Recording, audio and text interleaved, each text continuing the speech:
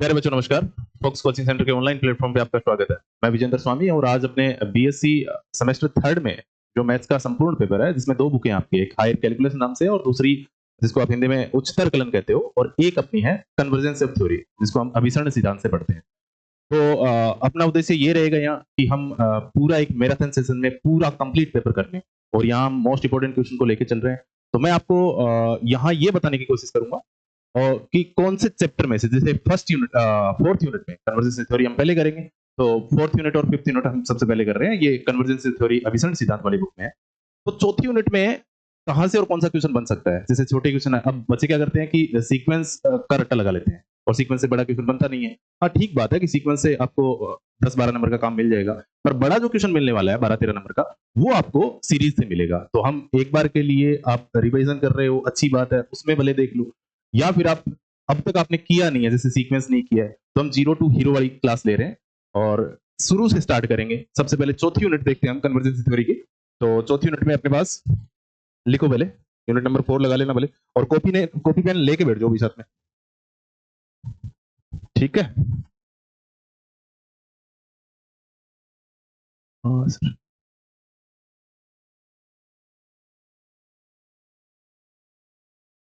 जिन्होंने मेरे से पहले पढ़ा है उनके पास तो नोट्स है, वो तो नोट्स खोल लें, और जिनके पास नहीं है मैं साथ साथ में बुक के पेज नंबर बोलते जाऊंगा। नवकार पब्लिकेशन की बुक है मेरे पास भी, तो नवकार पब्लिकेशन की बुक रखो अपने पास। और आप तैयारी भी शायद नवकार पब्लिकेशन बुक से ही कर रहे हो, तो यहाँ से मैं पेज नंबर बताते जाऊंगा और वहां से आप मैच कर लेना कि ये क्वेश्चन तो है ही है। तो कहता है वो मैं अच्छा नहीं लग रहा कि आप जैसे कोई क्वेश्चन रैंडमली यहाँ समझ में नहीं आया, अब वो टाइम नहीं है कि आप सब क्वेश्चन को समझो। अब तो वो टाइम है जैसे मैं ये क्वेश्चन बताऊं कि ये क्वेश्चन आने वाला है, मोस्ट इंपोर्टेंट है, तो उसको ये याद करना। हम मैथ्स की क्लास में ऐसा कहता हुआ अच्छा नहीं लगता क्योंकि हम हिस्ट्री नहीं पढ़ रहे हैं कि सन याद कर रहे हैं, पर मजबूरी है, करना पड़ेगा। तो फाइनली हम स्टार्ट करते हैं कन्वर्जेंस ऑफ रियल सीक्वेंस। सबसे पहले इसमें दो पार्ट है, देखो। यूनिट नंबर थर्ड है, सॉरी यूनिट नंबर फोर्थ है। यूनिट नंबर फोर्थ में पूरा सेशन जो है यूनिट फोर का, वो दो चैप्टरों से मिलकर बना है। पहला है अनुक्रम और दूसरा चैप्टर आपका श्रेणियां, अनंत श्रेणियां जिसे बोलते हो आप, शॉर्ट लिख देता हूँ। एक है अनुक्रम और एक है सीरीज। तो अनुक्रम में आपको छोटा क्वेश्चन मिलेगा, जैसे इसमें एक थ्योरम है, वो थ्योरम हम पढ़ लेंगे और साथ में जितनी भी डेफिनेशन है। अच्छा, ये रियल एनालिसिस का पार्ट चल रहा है, तो यहाँ डेफिनेशन इंपॉर्टेंट है। अगर कोई क्वेश्चन समझ में नहीं आ रहा है तो इसका मतलब आपकी डेफिनेशन कमजोर है। उस परिभाषा को पढ़ लो अच्छे से। कुछ नहीं है कैलकुलेशन में, इसका इंटीग्रेशन करो, उसका डिफरेंशिएशन करो, उसमें ये जोड़ दो, क्या सोच रहे हो, क्या ऐसा हो सकता है, बस इतनी सी बातें हैं। बस अपनी टोपोलॉजी, अपने जो डिक्शनरी है उस पर पकड़ बनाओ कि ओपन सेट क्या होता है साहब, क्लोज सेट क्या होता है, बस इतना सा मामला है और कुछ है नहीं। तो हम पहले अनुक्रम कर रहे हैं। अच्छा, अनुक्रम क्या होता है? अनुक्रम क्या होता है? एक तो इसमें पढ़ना क्या क्या है आपको, एक तो अनुक्रम की डेफिनेशन, इसके बाद एक आपको उपानुक्रम के बारे में पता होना चाहिए, एक अनुक्रम की थोड़ी कुंडली के बारे में पता होना चाहिए कि इंक्रीजिंग है या डिक्रीजिंग है, और इसके अलावा आप यूं पढ़ो कि ये बाउंडेड है कि नहीं है, बाउंडेड है कि नहीं है। और इसमें जो मोस्ट इंपोर्टेंट छोटा क्वेश्चन बनेगा वो कन्वर्जेंट एंड डाइवर्जेंट का बनेगा, बस कन्वर्जेंट एंड डाइवर्जेंट। आपसे जो 6-7 नंबर का छोटा क्वेश्चन पूछ सकता है उसमें एक यहाँ थ्योरम भी पढ़ने को मिलेगी। ये इतना सा मामला पढ़ना है। एक तो अनुक्रम की डेफिनेशन होनी चाहिए आपके पास, एक अनुक्रम की ये बाउंडेड अनुक्रम है कि नहीं है, यानी बाउंडेड सीक्वेंस है कि नहीं है। तो बाउंडेड सीक्वेंस जैसे आपने सेट पढ़ा होगा, सबसे पहले हमने क्लासों में देखा भी है और अपनी यूट्यूब पे बहुत सारी क्लासें पढ़ी है। शायद मैट्रिक्स स्पेस की बीएससी थर्ड ईयर में जो इस बार करवाया था वो यूट्यूब पे मिल जाएगा आपको। खैर उसमें मत जाओ आप, यहाँ देख लो आप कि अनुक्रम होता क्या है। अनुक्रम के प्रकार यहाँ है ही नहीं, तो अनुक्रम होता क्या है, अनुक्रम बाउंडेड है कि नहीं है, एक दिष्ट वर्तमान है, एक दिष्ट वासमान है। उपानुक्रम क्या होता है, उपानुक्रम पे क्वेश्चन पूछेंगे वो कन्वर्जेंट है कि नहीं है, और कन्वर्जेंट है तो क्यों है, और उसके अलावा एक थ्योरम। बस इतना सा काम है पहले चैप्टर में। देखो मैं आपको बता देता हूँ। सबसे पहले तो अनुक्रम की डेफिनेशन, आप शॉर्ट नोट्स बना लो। शॉर्ट नोट्स बनाना आता है ना आपको? अब ये स्टार्ट मत कर देना आपकी कॉपी पेन लेके बैठे हो और आप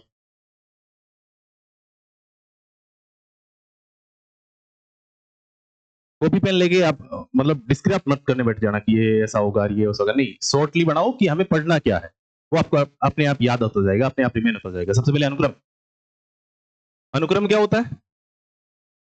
अनुक्रम एक फलन है, कुछ नहीं है। तो अब सब फंक्शन ये है तो फंक्शन तो हमने +1 +2 में पढ़ लिया था, 11वीं 12वीं क्लास में हमने फंक्शन तो पढ़ लिया था, तो फिर अनुक्रम क्या पढ़ रहे हैं? नहीं, थोड़ा सा अलग है। सारे फंक्शन अनुक्रम नहीं होते हैं, सारे अनुक्रम फंक्शन होते हैं। तो अनुक्रम क्या है? अनुक्रम एक फलन है और कुछ नहीं है।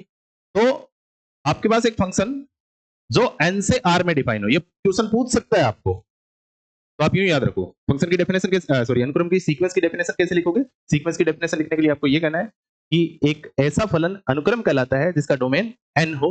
अब भैया वो डोमेन यानी जो शय प्रांत है वो कुछ भी हो सकता है, रियल नंबर हो सकता है, कॉम्प्लेक्स नंबर हो सकता है, रेशनल नंबर हो सकता है, इंटीजर हो सकता है, कुछ भी हो सकता है, यानी कोडोमेन है। कोडोमेन कुछ भी हो सकता है, पर नेसेसरी कंडीशन क्या है? नेसेसरी ये है कि उसका जो डोमेन होगा वो क्या होगा? n होगा, नेचुरल नंबर होगा। तो उस प्रकार के सारे फंक्शन क्या कहलाएंगे? अनुक्रम कहलाएंगे। कहने का मतलब ये है कि जैसे ये आपके पास ये डोमेन होता है, ये कोडोमेन है, इसको मैं जैसे r कह देता हूं। आपके सिलेबस में सिर्फ रियल सीक्वेंस है।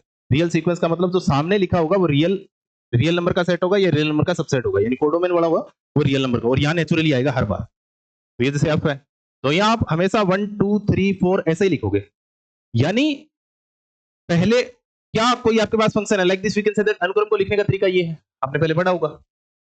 इसका मतलब ये एक फंक्शन है जिसमें 1/n है। अच्छा, n का मतलब है कि n फंक्शन में क्या देखते हैं कि n डोमेन से लिया जाएगा। n डोमेन कौन है? n नेचुरल नंबर का सेट है। तो नेचुरल नंबर में सबसे पहले क्या होता है? 1 के बाद कौन आता है? 2 के बाद कौन आता है? 3 के बाद 4 के बाद सो ऑन, ये चलता जाता है। जीरो नहीं आता है नेचुरल नंबर में, जीरो नहीं आता। इसलिए मैं कह रहा हूं कि n आपके पास डोमेन है उस फंक्शन का, वो सीक्वेंस बन लेगा। तो इसका सीक्वेंस बनेगा कैसा? इसका सीक्वेंस बनाने का तरीका ये है कि n की जगह सबसे पहले 1 रखो, कोमा लगाओ, n की जगह 2 रख दो, n की जगह 3 रख दो, n की जगह सो ऑन, चलता जाएगा। तो ये आपका सीक्वेंस है। तो इस सीक्वेंस को लिख कैसे देंगे? थोड़ा सा 1 1/2 1/3 एंड सो। अच्छा, लास्ट वाला टर्म क्या आएगा इसका? यहां से सब कुछ क्लियर हो जाएगा। इस एक एग्जांपल से सब कुछ क्लियर हो जाएगा आपका। सीक्वेंस आपको समझ में आ गया? सीक्वेंस क्या है? कुछ नहीं है, सब एक फंक्शन है। जैसे ये फंक्शन है, तो यहाँ फंक्शन जैसे आप लिखते थे ना f(x = 1/x), तो यहाँ मैंने कुछ नहीं है, 1/x लगा दो चाहिए। x का मतलब ही n से लेना है आपको। n को स्टार्ट करोगे आप 1 से, भले आपको कुछ भी दे दे, n को आप यहीं से स्टार्ट करोगे। जैसे आप प्रार्थना स्थल में खड़े हो और सबसे पहले ये कहते हैं हम सबको कि सीक्वेंस से खड़े हो जाओ। सीक्वेंस का मतलब ये नहीं है कि 0 नंबर पे कौन खड़ा है, पहले नंबर पे कौन खड़ा है, या ये भी नहीं होता था कि 1.5 नंबर पे कौन खड़ा है। ऐसा ही होता था 1 नंबर पे कौन खड़ा है, 1 के बाद 2 नंबर पे कौन खड़ा है। तो वही है, 1 नंबर पे कौन खड़ा है? 1 खड़ा है। 1 नंबर के बाद कौन खड़ा है? 1/2। 1/2 के बाद कौन खड़ा है? 1/3, और सो ऑन चलता जाएगा ये। तो पहली बात तो ये समझ में आ रही है कि यार इसमें पद कितने होंगे? तो अनुक्रम में पद कितने होंगे? अनंत होंगे। कैसे साहब अनंत कैसे होंगे? तो भैया पहला पद 1/1 है, दूसरा 1/2 है, 1/3 है, 1/4, 1/5, और ये नेचुरल नंबर भी तो इंफिनिटी पद होते हैं ना, यानी 1 से बड़े सारे नंबर नेचुरल नंबर के पास है। जो आपके पास इंटीजर है वो सारे के सारे किसके हैं? n के। इसका मतलब इसके पास पद कितने होंगे? तो एक बात तो ये है कि अनुक्रम में पद कितने होते हैं? अनंत होते हैं। तो ये आपके पास ये आपका सीक्वेंस बन गया। अब इस सीक्वेंस में आपको ये देखना है कि ये सीक्वेंस इंक्रीजिंग है कि डिक्रीजिंग है। सीक्वेंस कुछ नहीं है। अगर कोई पूछे आपको डेफिनेशन की सीक्वेंस क्या है, तो सिंपल से शब्दों में लिखना है कि अनुक्रम एक फलन होता है जिसका डोमेन n होता है और कोडोमेन उसका रियल नंबर या रियल नंबर का सबसेट होता है, बस ये। और एग्जांपल देखें तो 1/n, और इससे सब कुछ क्लियर हो रहा है कि 1/n ये आपका सीक्वेंस है। इसको लिखने का तरीका ये है। कुछ बुकों में आपको ऐसा भी लिखा मिल सकता है, पर आपकी जो ये जेपीएस सॉरी नमकार की बुक है उसमें ये 1/n लिखा होगा दोनों तरफ से ब्रैकेट की तरफ। तो ये आपका सीक्वेंस है। क्लियर है? अब इस सीक्वेंस के बारे में हम देखते हैं ये सीक्वेंस आपका है क्या। आगे देखो, पहले उपानुक्रम से पहले देखो आप, एक दिष्टता या बाउंडेड देख लो। पहले बाउंडेड देखो, पहले परिबद्ध, परिबद्ध अनुक्रम। ये डेफिनेशन भी इंपॉर्टेंट है अपने आप में। परिबद्ध अनुक्रम क्या होता है? इंग्लिश में कहते हैं इसको बाउंडेड, यानी बांध दिया आपने। अब आपको यूं मिल जाए सीक्वेंस के टर्म आपने बांध दिए, टर्म ही होंगे यहाँ, पद तो अनंत ही होते हैं, उसमें जो नंबरिंग होते हैं उन पे मैटर नहीं करता ये। अब देखो यहाँ जैसे मेरे पास थोड़ी देर पहले एक सीक्वेंस था 1/n।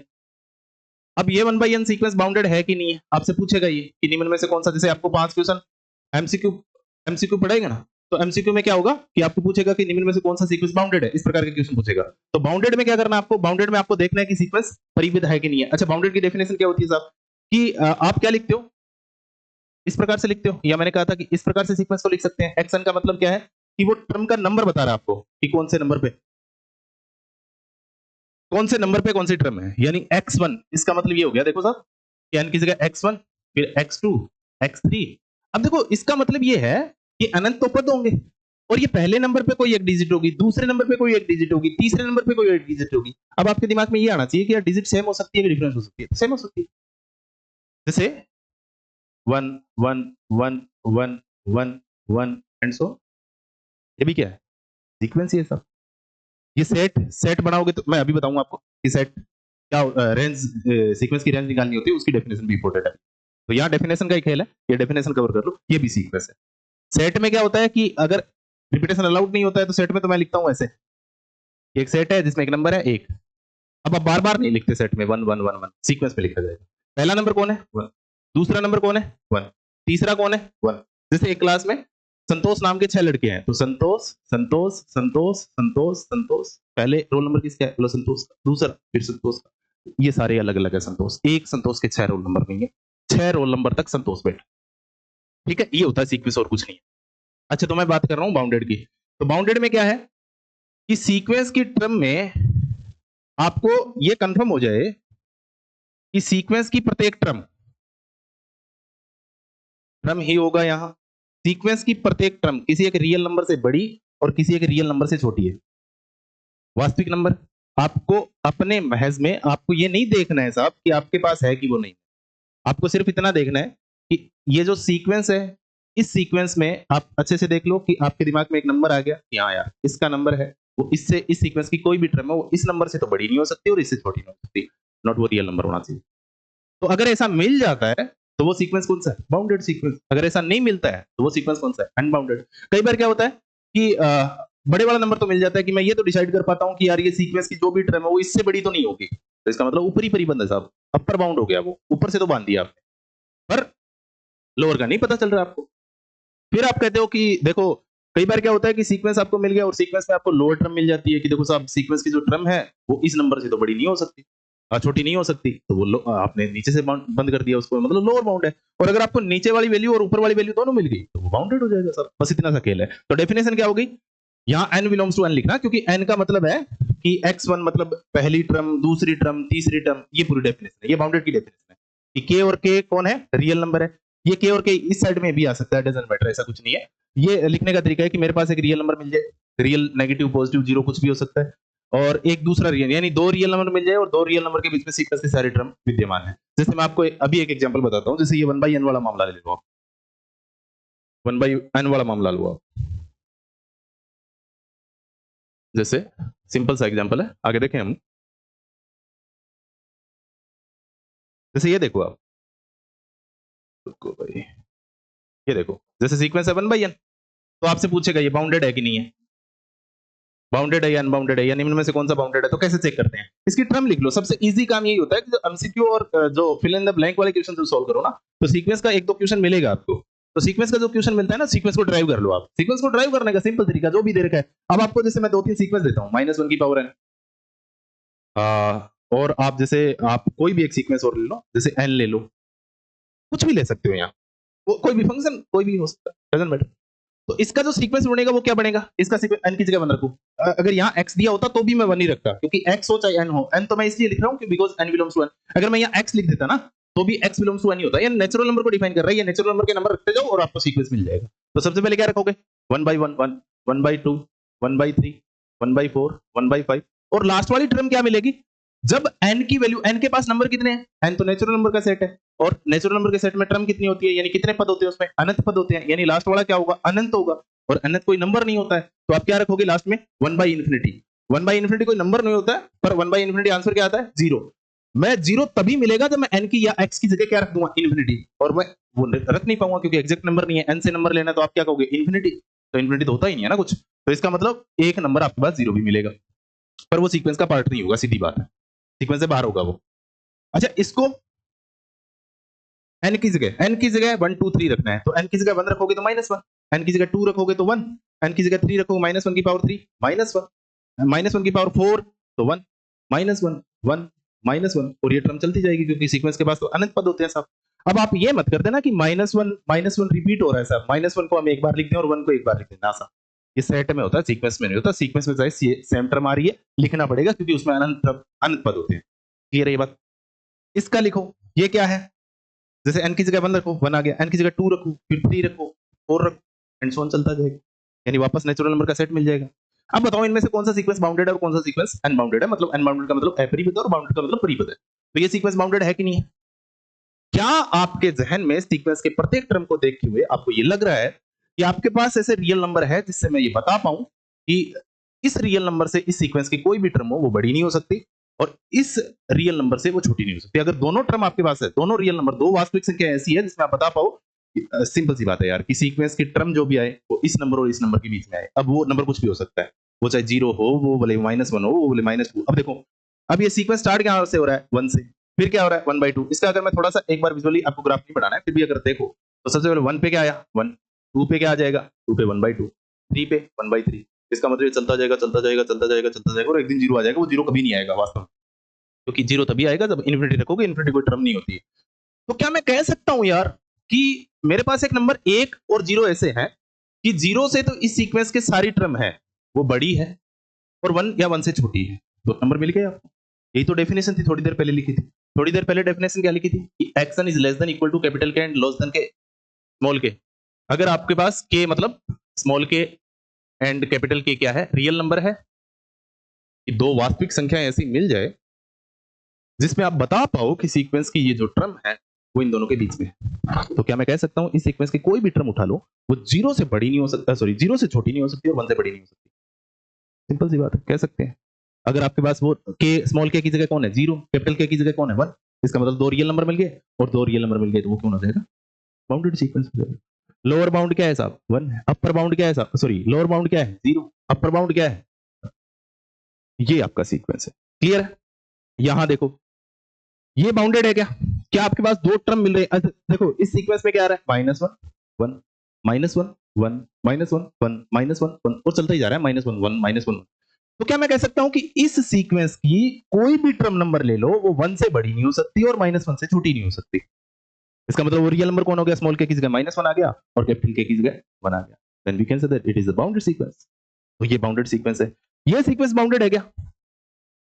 अब देखो, क्या आप ये कह पा रहे हो कि ये जो सीक्वेंस है ना आपका एन, आप इसको इस तरह से ड्राइव कर लो ताकि इजीली पता चल जाए आपको। तो यहाँ छोटे क्वेश्चन पूछे जाएंगे, तो इसलिए आप डायरेक्ट ड्राइव करो कि अब देखो मेरे पास एक स्मॉल के की जगह तो मिल रहा है, मैं कह सकता हूं कि 1 से इस सीक्वेंस की जो भी टर्म है, चाहे वो 1 है, चाहे वो 2 है, चाहे वो 3 है, सो 10 है, 100 है, कुछ भी है, 1 से छोटी कोई भी टर्म नहीं हो सकती। ठीक बात है कि स्मॉल के की जगह 1 मिल गया, पर क्या कैपिटल के बता सकते हो आप कि इसमें, इस सीक्वेंस में एक ऐसा रियल नंबर है मेरे पास जिसमें मैं कह पाऊं कि सीक्वेंस की कोई भी टर्म उस कैपिटल के नंबर से बड़ी नहीं हो सकती? जैसे आपको यार 1000 मान लो आपके की जगह, तो क्या इस सीक्वेंस में 1000 के बाद कोई टर्म नहीं आएगी? मैं कहूंगा 1000वां टर्म के बाद 1001 भी आएगी और उसका नंबर होगा 1000 है। तो नहीं डिफाइन कर पा रहे, then we can say that it is the unbounded. ये क्या है? अनबाउंडेड है। क्या है ये? अनबाउंडेड है। तो ये क्वेश्चन पूछेगा आपसे कि निम्न में से कौन सा बाउंडेड है, कौन सा अनबाउंडेड है? तो पता कर पाओगे। सिंपल से सीक्वेंस होंगे, सीक्वेंस को ड्राइव कर लो, एन की जगह 1 2 3 रख के देख लो, सीक्वेंस बन जाएगा। उसमें अगर आपको रियल नंबर मिल गया तो वो बाउंडेड हो जाएगा, अगर वो दोनों रियल नंबर मिले तो अनबाउंडेड हो जाएगा। नहीं पूछेगा नीचे से परिबद्ध क्या होता है, अपर से परिबद्ध क्या होता है, आपको अनबाउंडेड और बाउंडेड का क्वेश्चन मिलेगा। क्लियर है? अच्छा आगे देखो आप, इसके बाद देखो, एक होता है इसमें एक उच्चक की डेफिनेशन मिलेगी आपको। उच्चक क्या होता है? देखो आपने जो सीक्वेंस बनाया, एक सिंपल सा एग्जांपल यही ले लो आप, 1 बाई n, कोई भी एग्जांपल ले लो। आपने एक बना लिया और आपने कहा था ये बाउंडेड है। बाउंडेड के बाद में उच्चक और निम्नक निकलेंगे भाई। बाउंडेड है इसका मतलब आपके पास ऊपरी परिबद्ध भी है, ऊपरी परिबद्ध भी है, और आपके पास निम्नतम परिबद्ध भी है। यानी आपने इस सीक्वेंस को ऊपर से भी बांध रखा है कि आप कह रहे हो कि मेरे पास एक नंबर है, उससे बड़ी इसकी वैल्यू नहीं हो सकती, और आपके पास एक छोटी वैल्यू है। इसका मतलब आपके पास जो नंबर आया वो ये आया कि इस सीक्वेंस की कोई भी टर्म है वो 1 या 1 से बड़ी नहीं हो सकती, 0 या 0 से छोटी नहीं हो सकती। नेगेटिव नहीं आएगा साहब कभी भी। एक दिन 0 आएगा, वो 0 तब आएगा जब क्या रखूंगा? इन्फिनिटी। तो इन्फिनिटी मेरे पास कोई नंबर नहीं है, इसका मतलब आएगा जरूर जब मैं इन्फिनिटी रख दूंगा। इन्फिनिटी कोई संख्या नहीं है, ये 0 का पार्ट नहीं है, मतलब आप यूं कह सकते हो 0 नहीं आएगा साहब। इक्वल टू साइन हटा लो तो भी कोई दिक्कत नहीं है। ठीक है भाई, तो ये है, इसका मतलब ऊपरी और निम्नतम परिबद्ध तो हो गया आपके पास। ऊपरी परिबद्ध है आपके पास 1, और निम्नतम परिबद्ध क्या है? अच्छा अगर मैं ये कह दूं कि ये जो सीक्वेंस है ना आपका, उसकी वैल्यू, भाई आपने कहा है कि सीक्वेंस जो भी है वो 0 और 1 के बीच में ही है आपका। इस एग्जांपल में जो भी सीक्वेंस बनेगा वो यहां तक बढ़ेगा, तो रियल नंबर में तो आगे भी तो है ना, 2 भी है, 3 भी है, 3.5 भी है, बहुत सारे नंबर है। इसका मतलब मेरे पास एक सेट मिल गया साहब, ऊपरी परिपथ का एक सेट है। मैं कह रहा हूं कि इस सीक्वेंस की टर्म है वो 1 से बड़ी नहीं है, तो आप ये भी तो कह सकते हो ना सीक्वेंस की कोई भी टर्म है वो 2 से भी बड़ी नहीं है। भाई 1 से बड़ी नहीं है तो वो 2 से कैसे बड़ी होगी, और वो 1 से बड़ी नहीं है तो वो 3 से कैसे बड़ी होगी। तो यहां तक ये सीक्वेंस, इसका मतलब आपके पास ऊपरी परिपथ में कौन आ गया, 1 भी आपका ऊपरी परिपथ है, 2 भी क्या है आपका ऊपरी परिपथ है, इनके बीच में जो भी नंबर है वो भी ऊपरी परिपथ में आ जाएंगे। इसका मतलब ऊपरी परिपथ का एक सेट मिल गया मुझे, ये ऊपरी परिपथ का सेट है, ऊपरी परिपथ का सेट है, ऊपरी परिपथ का समुच्चय ये कंप्लीट। इसी प्रकार से ये निम्नतम परिपथ का सेट है। भाई आप कह रहे हो आपके सीक्वेंस का जो भी नंबर है वो 0 से छोटा नहीं हो सकता, तो मैं कह सकता हूं ना -1 से भी छोटा नहीं हो सकता। भाई आपका सीक्वेंस तो यही रुक गया, तो मैं कह सकता हूं -1 से भी छोटा नहीं हो सकता, आप कह सकते हो -2 से भी छोटा नहीं हो सकता, आप कह रहे हो -3 से भी, तो सोन चलता जाएगा मामला। तो then we can say that ये आपका जो सेट मिलेगा इस साइड वाला जो भी सेट मिलेगा वो कौन सा मिलेगा भैया, वो मिलेगा आपका निम्नतम परिपथ का सेट। ये कौन है, ये निम्न परिपथ का सेट है, निम्न इंपॉर्टेंट क्वेश्चन होती है, इंपॉर्टेंट डेफिनेशन है भैया, निम्न परिपथ का समुच्चय, परिपथ का समुच्चय। यहां से दो बातें निकलेगी, और ये आप किताबी लैंग्वेज को रटना मत। उच्चक, उच्चक को इंग्लिश में ये सुप्रीमम लिखेगा, और निम्नक, निम्नक को ये लिखेगा इन्फीमम। तो एक सीक्वेंस में सुप्रीमम क्या होता है और इन्फीमम क्या होता है, ये डेफिनेशन यहां से पकड़ लेना। आप इसी प्रकार से अपने डेफिनेशन को लगा देना, किताबी लैंग्वेज को मत लिखना। आप यूं कहो कि एक सीक्वेंस है जिसमें मेरे पास ऊपरी परिपथ का एक समुच्चय है और उसमें एक निम्नतम परिपथ का समुच्चय है। ऊपरी परिपथ के समुच्चय में उच्चक मिलेगा और निम्नतम परिपथ के समुच्चय में निम्नक मिलेगा, यानी निम्नक का मतलब इन्फीमम मिलेगा। ये क्या होता है, ऊपरी परिपथ के समुच्चय की सबसे छोटी वैल्यू क्या होती है भैया, ऊपरी परिपथ में एक भी है, ऊपरी परिपथ में तो 2 भी है, 3 भी है, 3.5 भी है, पर नहीं, रियल नंबर में ऐसे जाओगे तो बढ़ोगे। तो उस ऊपरी परिपथ के समुच्चय में सबसे छोटी वैल्यू कौन है वो देख लो, तो वो सबसे छोटी वैल्यू कौन है, 1। अब आप कहोगे साहब 0.9 भी तो ले सकते थे, 0.9 आपका सीक्वेंस ये है 1/n, और 1/n में सबसे बड़ी वैल्यू देखो 0.9 कहोगे तो 0.9 के बाद में 1 भी आएगा, जब आप 1 रखोगे सबसे पहले तो 1 ही आ रहा है, यानी 0.9 तो यहां आ जाएगा ना, यहां तो आपका सीक्वेंस ही है, सीक्वेंस खत्म होने के बाद में आपको ऊपरी परिपथ और निम्नतम परिपथ मिलते हैं, सीक्वेंस के अंदर नहीं देखते हम। तो ऊपरी परिपथ और निम्नतम परिपथ, ऊपरी परिपथ की सबसे छोटी वैल्यू क्या है, सुप्रीमम है, और निम्नतम परिपथ की सबसे बड़ी वैल्यू, क्योंकि इस साइड में जाओगे तो बढ़ोगे, और निम्नतम परिपथ आपका ये है, यहां भी निम्नतम परिपथ, यहां भी निम्नतम परिपथ, पर ये निम्नतम परिपथ की क्या है, निम्नतम परिपथ की सबसे बड़ी वैल्यू क्या होती है, निम्नक। ये डेफिनेशन लगा दो बस, ये डेफिनेशन है उच्चक और निम्नक, क्लियर है। तो यहाँ उच्चक और निम्नक अगर आपको पूछ ले तो क्या होगा भैया, निम्नक तो कौन हो जाएगा, निम्नक तो हो जाएगा 0, और उच्चक कौन हो जाएगा, उच्चक हो जाएगा 1।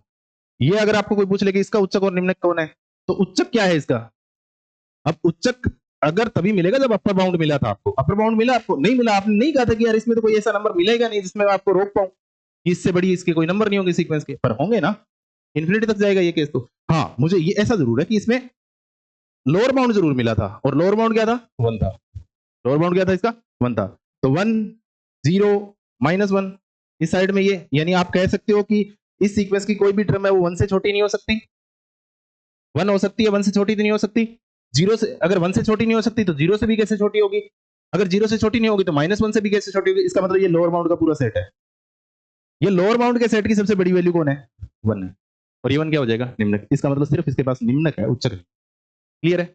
अब देखो जैसे ही आप सीक्वेंस बनाओगे तो आपके पास एक डेफिनेशन आएगी रेंज की, परिसर की, एक इसमें वर्ड लिखा है परिसर क्या होता है, रेंज ऑफ सीक्वेंस। अब रेंज ऑफ सीक्वेंस क्या होता है, रेंज ऑफ सीक्वेंस का मतलब है कि आप सीक्वेंस को देखो और उसमें अलग अलग टर्म को एक सेट में बांध लो। परिसर क्या होता है, शॉर्ट में लिख लेना, परिसर कुछ नहीं होता, एक सेट होता है कि सीक्वेंस से कहां जाना है, सीक्वेंस से सेट में जाना है। परिसर पूछ सकता है आपसे कि सीक्वेंस से कहां जाना है, सेट में जाना है, सीक्वेंस से जाओ सेट में देख लो आप कि सेट में क्या है मामला। जैसे आपके पास ये है -1 की पावर n, तो इसका सीक्वेंस तो क्या बनेगा, पहले तो सीक्वेंस लिखो, यही बनेगा, सॉन -1 1 -1 1 चलता जाएगा। अब देखो इसकी रेंज क्या हो जाएगी, सीक्वेंस लिख लिया आपने, सीक्वेंस के बाद अब इसमें जो जो टर्म है ना, अलग अलग टर्म है, क्योंकि सेट में रिपीटेशन अलाउड नहीं होता है, जो नंबर एक बार आ गया वो आ गया, उसके बाद अगर रिपीट हो रहा है तो मत लिखो। जैसे यहाँ -1 है तो -1 लिख लो साहब, -1 के बाद कौन है, 1 है, तो 1 आ गया, चलो ठीक है, फिर -1 तो आ गया था, फिर आएगा 1 1 भी आ गया है, -1 वो भी आ गया है, 1 आ गया है, इसका मतलब इसमें जो भी टर्म आएगी -1 और 1 ही आएगी, यानी सीक्वेंस में अलग अलग टर्म जो भी है उनको एक सेट में मान लो, वो से फ्रीजर होती है, बस ऐसी डेफिनेशन लिखनी है, ये इसका रेंज हो जाएगा।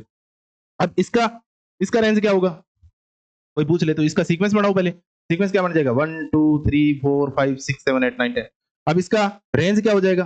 तो रेंज देखो आपकी बुक में लिखा है, ये क्वेश्चन इंपॉर्टेंट है। ये क्या हो जाएगा? 1 2 3 4, ये इसका मतलब इन्फिनिटी। ये कौन है? ये नेचुरल नंबर का सेट है, इसका मतलब इसकी प्रीसर कौन हो जाएगा?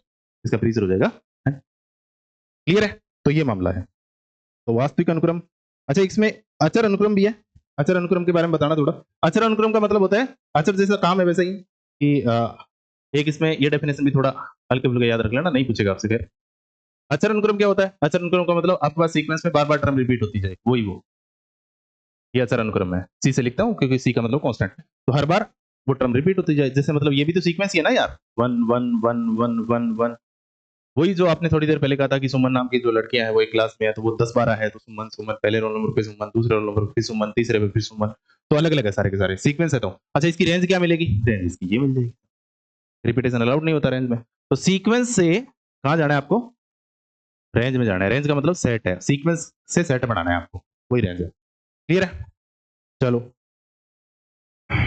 इसमें पेज नंबर 2 पे जो इंपॉर्टेंट रिजल्ट दे रखा है वो देख लेना कि अनुक्रम का प्रांत डोमेन आवश्यक रूप से n होता है। अनुक्रम का प्रांत सीमित भी हो सकता है और असीमित भी। अभी आपने देख लिया कि एक तो आपने जो n वाला लिखा था उसका असीमित आया था, असीमित मतलब उसमें इनफाइनाइट टर्म आएगी, और इसमें सीमित आ रहा है, तो रेंज कुछ भी हो सकती है। अनुक्रम में हमेशा इनफिनिटी टर्म होते हैं। तो ये 2-3 नोट है वो देख लेना।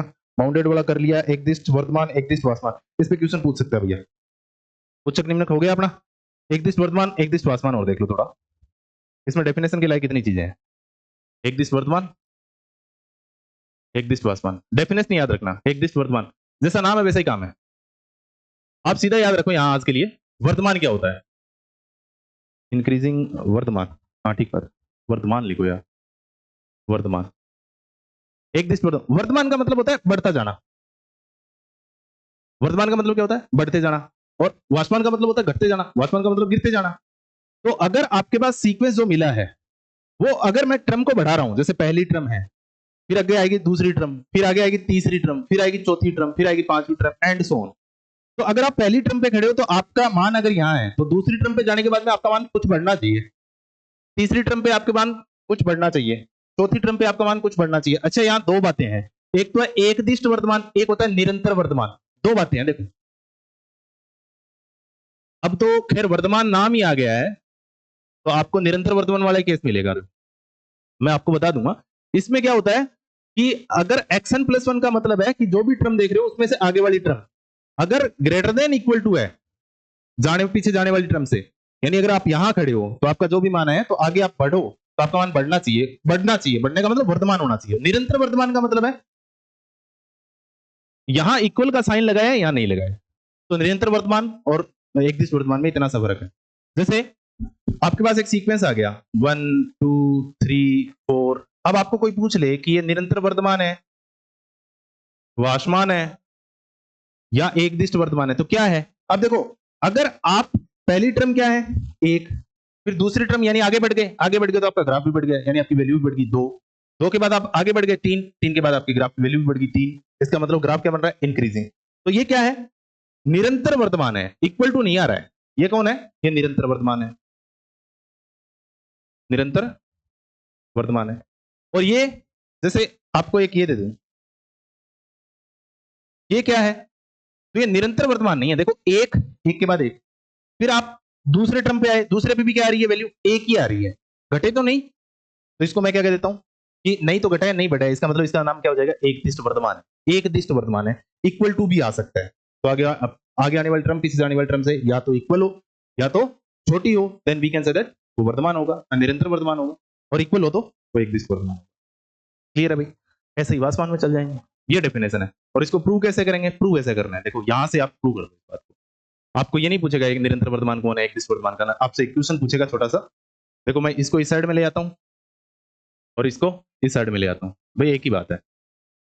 आप इन दोनों में से कोई एक डेफिनेशन, ये डेफिनेशन पकड़ दो आपको कि आप सीक्वेंस की दो लगातार टर्मों को माइनस करके देख लो, और for all n belongs to 1 है। लगातार टर्म मतलब कोई भी रैंडमली कोई भी हो सकती है वो। सीक्वेंस लिखो, सीक्वेंस की टर्मों का अंतर देख लो। ये क्या है कि ये अगर 3 है तो ये 4 हो जाएगी, यानी चौथी और तीसरी टर्म का अगर अंतर है वो पॉजिटिव आ रहा है तो एक दिश वर्तमान है। और अगर नेगेटिव आ जाएगा, इसको मैं यूं लिख दूंगा कि एक्सन बड़ा हो जाए xn प्लस 1 से, इसका मतलब आगे आने वाली टर्म छोटी होगी पीछे जाने वाली टर्म से। यहाँ 2 लिखोगे तो x2 और यहाँ 2 लिखोगे तो x2 + 1 यानी x3, यानी तीसरी टर्म और दूसरी टर्म को कंपेयर करो। अगर तीसरी टर्म यानी आप आगे बढ़ रहे हो, दूसरी के बाद तीसरी जा रहे हो, दूसरी टर्म का मान बड़ा है और तीसरी टर्म का मान छोटा हो गया, इसका मतलब ग्राफ क्या हो रहा है, डिक्रीज हो रहा है। डिक्रीज हो रहा है इसका मतलब क्या हो जाएगा, डिक्रीजिंग। डिक्रीजिंग को क्या कहते हैं, वाष्पमान। तो ये क्या हो जाएगा, एक दिश वाष्पमान। क्लियर है। तो यहाँ से क्या समझ में आया आपको कि xn - xn + 1, या फिर इस बात को यूं देख लो आप कि xn + 1 - xn, अगर इसकी वैल्यू नेगेटिव आ जाए तो फिर ये वाष्पमान हो जाएगा। क्लियर है। इसमें क्वेश्चन बता देता हूँ आपको, डेफिनेशन देख लेना 5 नंबर पेज पे, ये पूछ सकता है, ये इंपॉर्टेंट लगा लो इस बात को। इसके बाद अनुक्रम का सीमा बिंदु आ जाएगा और ये लास्ट है भैया, सीक्वेंस में इतना कुछ ही है। देखो नहीं भाई, कन्वर्जेंट वाला पार्ट पड़ा है आपको। जैसे मैं आपको कह दूं कि सीक्वेंस दे दिया मैंने आपको, इसमें है क्वेश्चन तो मैं करवा देता हूं आपको। इसमें एक दिश वर्तमान और एक दिश वाष्पमान पे, जैसे ये है n/n+1, n/n+1, ये सीक्वेंस है। ये सीक्वेंस इंपॉर्टेंट है क्वेश्चन। बताओ ये एक दिश वर्तमान है, वाष्पमान है, वर्तमान है या वाष्पमान है, सब बता दो, इसकी कुंडली निकालो आप, ये बाउंडेड है कि नहीं है। तो मैंने कहा जब भी आपको इस प्रकार का केस देखना, आपके अपने दिमाग में पहले एक सीक्वेंस बना ले, भले रफली बना लो, और आप तो कॉपी में बना लिया करो, डजंट मैटर। सबसे पहले n की जगह क्या रखो, 1 रखो, तो 1/1+1 यानी 1/1+1। फिर n की जगह 2 रखना है, बिकॉज n बिलोंग्स टू क्या होता है सीक्वेंस में, नेचुरल नंबर रखना है। n के बाद क्या आएगा 2, और 2/2+1। फिर क्या आएगा, फिर n की जगह 3, फिर आएगा 3/3+1, फिर 4 + 1 एंड सो ऑन, चलता जाएगा ये मामला। तो इसका सीक्वेंस बन क्या गया आपके पास, ये हो गया 1/1+1 यानी 1/2, ये हो जाएगा 2/3, ये हो जाएगा 3/4, ये हो जाएगा 4/। अब ये कुछ नहीं है भैया, अब ये 2 मिनट का काम है। अगर डेफिनेशन से करना है तो डेफिनेशन से कर लो, नहीं तो आपका आंसर चेक हो जाएगा यहाँ से। अच्छा, डेफिनेशन में तो क्या करोगे कि देखो साहब, पहले तो आपको वर्तमान बताना है, तो आप छोटी सी डेफिनेशन रखना कि xn + 1 > xn, तो ये होती है वर्तमान। ये तो कौन होता है, वर्तमान। और यदि xn + 1 < xn, ये होता है वाष्पमान। क्या होता है, वाष्पमान लिखते हैं। ये क्या होता है, ये होता है वाष्पमान। देखो समझो बात को कि xn + 1 < xn, then it is the वर्तमान, इंक्रीजिंग यानी वर्तमान है, और xn + 1 < xn, तो ये वाष्पमान। xn + 1 का मतलब क्या है, यानी आप n की जगह कुछ भी रखो, n का मतलब नेचुरल नंबर, आप 1 रखो, 2 रखो। जैसे आप कह रहे हो कि x2 की वैल्यू अगर x3 की वैल्यू को कंपेयर करो तो x3 वाली बड़ी आनी चाहिए, कोई भी, जैसे x1 छोटा होना चाहिए x2 से, फिर 2 रखो, 2 रखो तो x2 छोटा होना चाहिए x3 से, x3 छोटा होना चाहिए x4 से। इसका मतलब क्या है कि सबसे पहले x1 सबसे छोटा, फिर x2 आना चाहिए, फिर x3 आना चाहिए, यानी बढ़ता हुआ जाना चाहिए, तो वर्तमान हो जाएगा। वाष्पमान का मतलब है कि सबसे बड़ा कौन होना चाहिए, x1, फिर कौन होना चाहिए x2, फिर कौन होना चाहिए x3। अगर ये घटता जा रहा है तो वाष्पमान है, बढ़ता जा रहा है तो वर्तमान। अब इसको बता, देख के बताओ आप कि यहाँ अगर प्रॉपर आपको आंसर ही चेक करना है तो सिंपल इस तरीके से कर सकते हो आप। फिर आप डेफिनेशन लिख देना, इसको तरीका देखो कैसे करोगे, पहले आप तरीका देखो पूरा, चेक करना है ना वर्तमान है कि वाष्पमान है। सिंस एक्शन लिखो, यहाँ एक्शन क्या है, एक्शन है n/n+1, सीक्वेंस दे रखा है, और आपको एक टर्म लिखनी है xn+1, तो xn+1 लिखो, तो ये हो जाएगा n+1/n। n की जगह कुछ नहीं करना है, n+1 का मतलब जहां जहां n है वहां n+1 लिख दो, तो हो जाएगा n+1+1, तो आपके पास n+1/n+2 हो गया। ये हो गया xn+1 और ये हो गया xn। अब आपको क्या करना है, वर्तमान और वाष्पमान, यहां से क्वेश्चन पूछेगा, वर्तमान और वाष्पमान क्या करना है, xn, नाउ xn+1 और -xn का डिफरेंस देख लो आप। देखो मैं क्या करने की कोशिश करूं कि अगर आप 2 सोच रहे हो तो तीसरे और दूसरे का डिफरेंस देख रहे हो, अब तीसरा बाद में आएगा, दूसरा पहले आएगा, इसका मतलब ये छोटा होना चाहिए, ये बड़ा होना चाहिए, धीरे धीरे धीरे धीरे बढ़ते जाने चाहिए। इसका मतलब अगर ये वर्तमान होगा तो पॉजिटिव आंसर आएगा, और अगर ये नेगेटिव होगा तो वाष्पमान आंसर आ जाएगा। कहने का मतलब आप ये कहने की कोशिश करो, ये बड़ा है, ये छोटा है, ये अगर जैसे मतलब 5 आ गया तो ये माइनस हो जाएगा, ये छोटा आएगा तो ये 4 आ जाएगा, नेगेटिव आ जाएगा, और नेगेटिव आ जाएगा तो आंसर क्या हो जाएगा आपका, वाष्पमान। और नहीं तो पॉजिटिव आएगा तो ये क्या हो जाएगा, वर्तमान हो जाएगा। तो यहाँ देखो आपको करना कुछ नहीं है, 4-5 नहीं सोचना है, आपको वैल्यू रखनी है, ये वैल्यू रख दो। n+1 की वैल्यू क्या है, सॉरी xn+1 की वैल्यू है n+1/n+2, और माइनस xn की वैल्यू क्या है, xn की वैल्यू रख दो n/n+1। क्लियर है भैया। अब इनका एलसीएम ले लो आप, एलसीएम लोगे तो क्या हो जाएगा n+1 n+2, एलसीएम ले लो, अब डायरेक्ट देखो n+2 तो इसके पास है, n+1 से मल्टीप्लाई कर दो, ऊपर भी n+1 है तो n+1 का स्क्वायर हो जाएगा, माइनस n अपनी जगह पड़ा है, इसके पास n+2 नहीं है, n+2 इसको दे दो, ये क्या हो जाएगा आपके पास, ये हो जाएगा n square a plus B के होल स्क्वायर से खोल लो, a का स्क्वायर प्लस b का square plus 2ab minus n से अंदर मल्टीप्लाई कर दो, n स्क्वायर माइनस 1 और अपॉन में क्या हो जाएगा, अपॉन में हो जाएगा आपका मामला ये, हाँ sorry, n+1 n+2, now this minus this and this minus this and ultimately you get n+1 into n+2। अब बताओ ये किसका डिफरेंस है, ये डिफरेंस है xn+1 माइनस xn, इसका डिफरेंस है xn+1 माइनस xn का, तो xn प्लस माइनस xn का डिफरेंस देखो कितना है, 1/n+1 into n+2, तो क्या आ रही है, क्या मैं कह सकता हूँ ये पॉजिटिव आंसर आएगा, क्यों आएगा, क्योंकि 1 तो आपको पॉजिटिव दिख रहा है, ऊपर वाला तो पॉजिटिव है, नीचे देखो n+1, n कौन होता है, नेचुरल नंबर, नेचुरल नंबर में सारे नंबर क्या है, पॉजिटिव है, तो ये पॉजिटिव इंटू ये positive, positive into positive positive, तो 1/पॉजिटिव यानी ऊपर भी पॉजिटिव नीचे भी पॉजिटिव, तो फाइनली आपके पास आंसर क्या आएगा, पॉजिटिव। और जब आपके पास ये डेफिनेशन मिल जाती है xn+1 minus xn is greater than equal to 0, then we can say जो भी सीक्वेंस है वो क्या है, अतः अनुक्रम वर्तमान है। क्लियर है भाई, ये वर्तमान होगा। अब तक हमने क्या पढ़ा है, समरी बना लो। एक तो आपको सीक्वेंस की डेफिनेशन देखनी है, एक तो आपको क्या देखनी है, सीक्वेंस की डेफिनेशन देखनी है, एक आपको क्या देखना है, बाउंडेड वाला पार्ट देखना है, बाउंडेड कौन है, अनबाउंडेड कौन है, एक आपने क्या देखा है, रेंज देखनी है, एक आपको क्या देखना है, एक दिष्ट वर्तमान एक दिष्ट आसमान देखना है, इतना सा मामला किया है बस। 4 पार्ट है, इनमें से कोई एक डेफिनेशन पक्का टपकी हुई है। एक देखो नेक्स्ट, आगे देखो, एक बात और देख लो, ये इस चैप्टर की सबसे इंपॉर्टेंट डेफिनेशन जो है, एक तो होता है लिमिट पॉइंट, सिंपल सी डेफिनेशन लिख रहा हूं, याद करनी है, एक तो होता है लिमिट पॉइंट और एक है लिमिट। सीक्वेंस की लिमिट क्या है, यहां से आगे वाला पार्ट चलेगा अपना, एक तो लिमिट पॉइंट क्या होता है, एक है लिमिट क्या होती है। क्लियर है, देखो लिमिट पॉइंट क्या होता है, पहले तो समझ लो लिमिट पॉइंट क्या होती है, अब लिखना कैसे है वो आप पे डिपेंड करता है, बुकीज लैंग्वेज को देख के लिखते हो, आप उसका रट्टा लगा के लिखते हो, या फिर उसको समझ के लिखते हो, डजंट मैटर, आप समझ के लिखना। क्या है लिमिट पॉइंट, कि भाई आपके पास एक सीक्वेंस है, माना मैं आपको डेफिनेशन भी लिख देता हूं, माना एक्सन एक अनुक्रम है, अनुक्रम है, तो बता दूंगा, मैं पहले डेफिनेशन लिख रहा हूं, ए इस अनुक्रम का सीमा बिंदु, देखो सीमा बिंदु और सीमा अलग अलग है, सीमा बिंदु मतलब लिमिट पॉइंट, लिमिट पॉइंट कहलाता है यदि यदि a minus epsilon to a plus epsilon is the subset of, या फिर यूं कहो आप,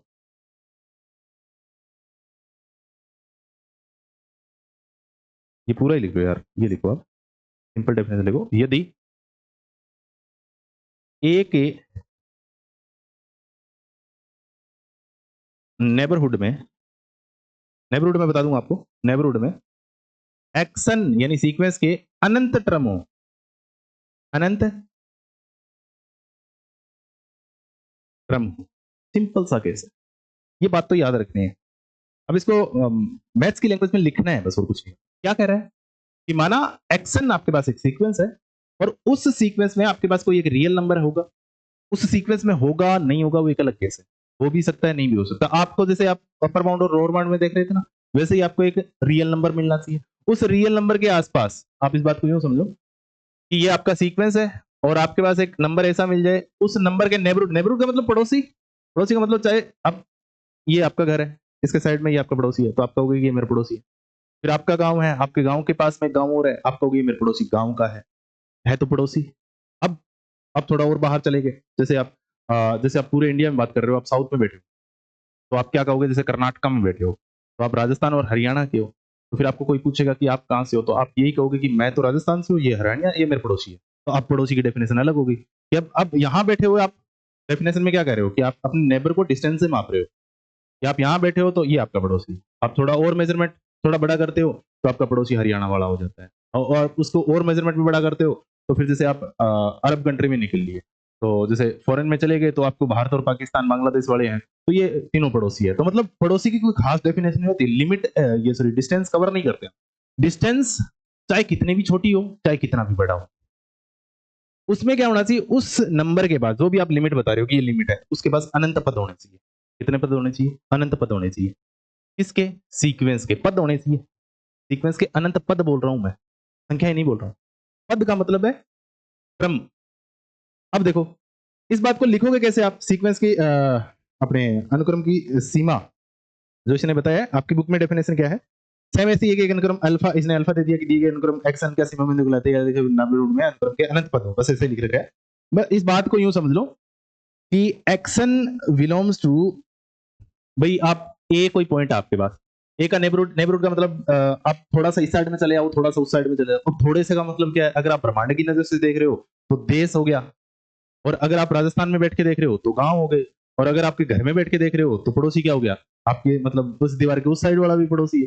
तो सिंपल सी बात है साहब, रियल नंबर एक लाइन पे चलता है तो सामने वाला पड़ोसी नहीं कहलाएगा रियल नंबर में, कॉम्प्लेक्स में होता है। यहाँ सिर्फ ये है कि आप एक छोटी सी दूरी के बाद, चाहे वो दूरी कितनी ही हो, अब इस साइड में जा रहे हो तो रियल नंबर में क्या होगा? मामला घटेगा।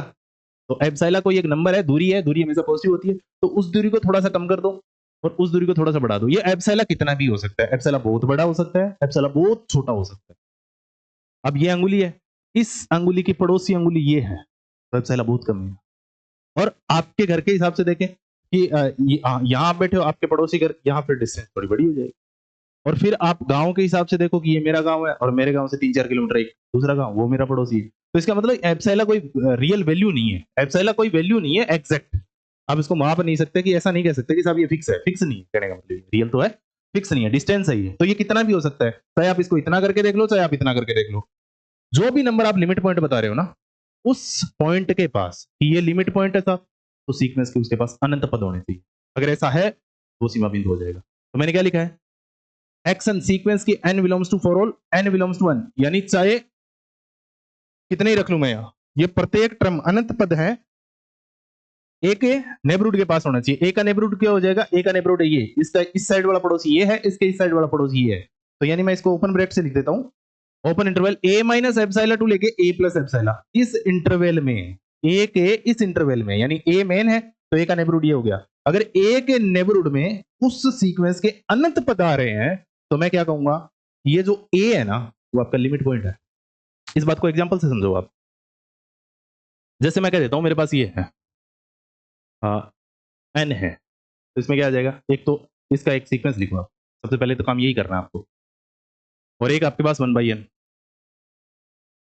ठीक है, तो लिखो यहाँ है, ये क्या हो जाएगा? 1/1 यानी 1, 1/2, 1/3, 1/4 एंड सो ऑन, चलता जाएगा और एक दिन जीरो आएगा। सीक्वेंस के पास नहीं आएगा, पर वो अंदर नहीं होगा। क्लियर?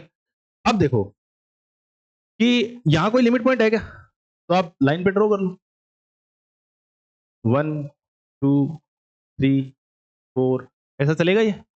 अब ऐसा कोई नंबर है क्या आपके पास जिसमें आप कह दो कि ये सीक्वेंस का लिमिट पॉइंट है? तो यहां देखो, मैं कहूंगी कि 2 इसका लिमिट पॉइंट है, तो 2 अगर लिमिट पॉइंट होता तो 2 के पास, यानी 2 के नेबरहुड में, 2 minus epsilon to 2 plus epsilon, इसके पास सीक्वेंस के अनंत पद होने चाहिए। अब इसके पास तो एक 2 के अलावा और कुछ है ही नहीं।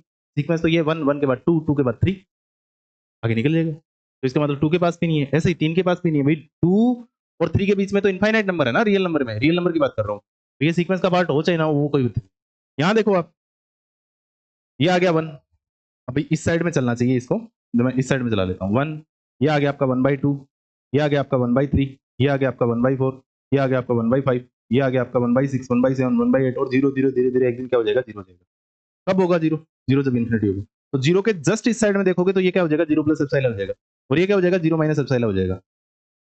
तो क्या मैं कह सकता हूं कि 0 एक ऐसा बिंदु है जिसके पास सीक्वेंस के अनंत टर्म है, कि भाई यहां आपके पास 1,00,000 में टर्म आ गई, 1/1,00,000, तो 1,00,000 के बाद में जो टर्म आएगी 1/1,00,001, वो इसके पास होगी। अब आप कहोगे कि नहीं 1,00,000 तो फिर ये नहीं है, 1 करोड़ मान लो, तो 1 करोड़ के बाद में भी तो अनंत पद बच जाएंगे। तो इस पॉइंट के बाद सीक्वेंस की अनंत टर्म, अनंत पद होने तो है, तो इसका लिमिट पॉइंट क्या हो जाएगा? लिमिट पॉइंट हो जाएगा 0। अब देखो, लिमिट पॉइंट सीक्वेंस का हो भी सकता है और नहीं भी हो सकता है। तो ये लिमिट पॉइंट सीक्वेंस का आया क्या? लिमिट पॉइंट, लिमिट नहीं भाई, लिमिट पॉइंट है। लिमिट पॉइंट आया तो कितना है? लिमिट पॉइंट आया 0, क्या ये सीक्वेंस का है? नहीं। तो हो भी सकता है और नहीं भी हो सकता है। लिमिट पॉइंट बाहर से भी आ सकता है और लिमिट पॉइंट सीक्वेंस के पास भी हो सकता है। तो ये लिमिट पॉइंट वाला हम जहाँ सेट कर रहे हैं वहां तो हम जैसे डेराइव्ड सेट पढ़ते हैं, क्लोज सेट ओपन सेट के बारे में पढ़ते हैं, वहां तो देखते हैं। खैर यहाँ तो लिमिट पॉइंट और लिमिट के बारे में बताया, यहाँ से हम कन्वर्जेंट और डाइवर्जेंट के बारे में पढ़ लेंगे, बस खत्म हो जाएगा। तो उसमें आपको ज्यादा बस ये देखना है कि लिमिट पॉइंट है कि नहीं है। तो लिमिट पॉइंट क्या हो गया? 0। यहाँ कोई लिमिट पॉइंट नहीं है। अच्छा, एक सीक्वेंस और बनाता हूं मैं,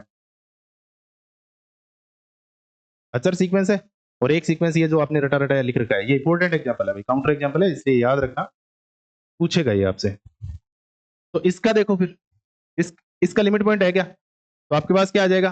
1, फिर आ जाएगा 1, फिर आ जाएगा 1 1 1 1 1 1 1 1 1 1, और ये इनफाइनाइट, क्योंकि सीक्वेंस में तो अनंत पद होते हैं, कितनी बार आएगा? अनंत बार। तो क्या ये होगा इसका neighbourhood? 1 minus epsilon to 1 plus epsilon. क्या इस एक के पास सीक्वेंस के अनंत पद हैं? तो मैं कहूंगा हाँ, एक के पास सीक्वेंस के अनंत पद हैं। अनंत पद हैं, टर्म अनंत है कि भाई ये एक हो गया, जैसे एक के पास पहली टर्म भी है, ये एक यहीं आएगा, दूसरा एक भी यहीं आएगा, तीसरा भी यहीं आएगा, चौथा भी, और अनंत है। इसका मतलब इस नेबरहुड में, एक के नेबरहुड में सीक्वेंस के अनंत पद है, इसलिए एक इसकी क्या हो जाएगी? लिमिट पॉइंट हो जाएगा। एक का क्या हो जाएगा? Limit point. फाइनली इसी प्रकार से इसका देखो माइनस वन वाले का, माइनस वन वाले का क्या हो जाएगा? ये हो जाएगा माइनस वन 1, फिर आएगा minus one 1 minus one 1 minus one 1 minus one 1 minus one 1 minus one 1, चलता जाएगा इन्फिनिटी। तो क्या मैं कह सकता हूँ माइनस वन एक ऐसी टर्म है, माइनस वन इस सीक्वेंस का हो नहीं हो, ये फिर ऐसा है कि यहाँ होगा। जैसे 1/n वाले में ये 0 था ही नहीं, तो भी वो लिमिट पॉइंट बन गया था। तो ये इसके पास हो भी सकता है और नहीं भी हो सकता, ये आपको सोचना होगा कि, और ज्यादा से ज्यादा जब एग्जाम्पल करते हो ना तो समझ में आ जाता है। अब खैर आपके पास टाइम नहीं है इतना एग्जाम्पल करने की, तो सीधा आप डेफिनेशन समझ लो जहां से जो बातें आएंगी। तो माइनस वन, तो कह सकता हूँ कि minus one minus epsilon minus one two epsilon, एक तो नेबरहुड हो गया ये माइनस वन का, और 1 का नेबरहुड हो गया 1 minus epsilon to 1 plus epsilon, ये इसका नेबरहुड हो गया। तो इसके नेबरहुड में सीक्वेंस के अनंत पद है, इसके सीक्वेंस में भी नेबरहुड, इसके नेबरहुड में भी सीक्वेंस के अनंत पद है, इसके नेबरहुड में भी सीक्वेंस के अनंत पद है। तो आपने जो डेफिनेशन ये है कि जिस पॉइंट के बाद सीक्वेंस के अनंत पद है वो क्या है? लिमिट पॉइंट है। तो ये भी इसका लिमिट पॉइंट है, ये भी इसका लिमिट पॉइंट है। एक एग्जांपल और देख लो, ऐसा भी तो हो सकता है, सीक्वेंस सीक्वेंस कुछ भी हो सकता है भैया, और चलता जा रहा है। तो इसका मतलब आपके पास क्या आ रहा है? बार बार यही आ रहा है, 1 2 3 1 2 3 1 2 3 1 2 3 1 2 3 1 2 3 1 2 3 1 2 3 1 2 3 1 2 3, चलता जाएगा। क्या 1 के पास सीक्वेंस के अनंत पद नहीं है? 1 कितनी बार आएगा? 1 अनंत बार आएगा, तो है। 2 के पास भी 2 अनंत बार आएगा, तो 2 भी है, 3 भी है, तो तीनों ही लिमिट पॉइंट है, 1 भी है, 2 भी है, 3 भी है। तो ये इसकी लिमिट पॉइंट की डेफिनेशन। तो लिमिट पॉइंट की डेफिनेशन पेज नंबर 6 पे दे रखी है, इंपॉर्टेंट है, याद कर लेना, जैसा मैंने कहा है वैसे ही है। नीचे वाली डेफिनेशन इंपॉर्टेंट है कि एक्शन बिलोंग्स टू अल्फा माइन, अगर आप लिखना चाहो ऐसा तो आप लिख सकते हो। इसको हम क्लस्टर पॉइंट भी कहते हैं। इसके नीचे 2-3 टिप्पणियां लिख रखी है कि अनुक्रम के सीमा बिंदु का विद्यमान होना आवश्यक नहीं है, सीमा बिंदु का अनुक्रम का विद्यमान होना आवश्यक नहीं है। कि भाई सीमा बिंदु, जैसे इसमें सीमा बिंदु निकला ही नहीं था, इसमें कोई सीमा बिंदु है ही नहीं, इसमें सीमा बिंदु 1 आया है, इसमें सीमा बिंदु 3 आए हैं, इसमें सीमा बिंदु 2 आए हैं। तो सीमा बिंदु हो भी सकता है, नहीं भी हो सकता, 2 भी हो सकता है, 2 से ज्यादा भी हो सकते हैं, और 1 भी हो सकता है। क्लियर है? तो इतना सा मामला है। अब देखो लिमिट, ये जो लास्ट है उसके बाद कुछ नहीं है इसमें, ये चैप्टर हो जाएगा आपका खत्म। तो इतना मामला कर लेना इसमें, ठीक है। इसमें लिमिट की मैं सीधी सी बात बताऊं तो लिमिट में क्या होता है कि फाइनाइट टर्म, ये ऐसे ही शॉर्ट नोट बना लो आप, फाइनाइट टर्म बाहर छोड़ दो।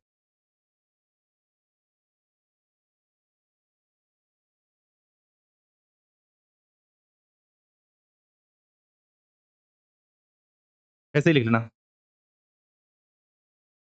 पॉइंट के पास पॉइंट के पास सीक्वेंस के इनफाइनाइट टर्म हो,